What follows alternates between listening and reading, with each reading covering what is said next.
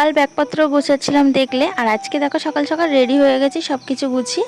তো বেরিয়েও পড়েছি, বড়মাসে আমাদেরকে এগিয়ে দিতে যাচ্ছে স্টেশন অবধি। স্টেশনে এসে দেখি কেলেঙ্কারি কাণ্ড, হাসনাবাদের একটাও ট্রেন নেই সকাল থেকে, সবাই দেখো বসে আছে। আর শিয়ালদায় কাজ হচ্ছে বলে ট্রেন দমদম থেকেই ছাড়ছে, তো হাসনাবাদ বনগাঁর কোনো ট্রেন নেই। আবার 11:30টার দিকে একটা স্পেশাল ট্রেন দিল, সেটাতেই আসলাম। আর খুব ভিড় হয়েছে। দিন সকালবেলা মায়ের সাথে বসে গল্প করছি, আর অনেকদিন পরে এলে যা হয়, তো মা বলছিল অনেকগুলো নারকেল আছে, তাহলে কুমড়ো শাক দিয়ে করবো।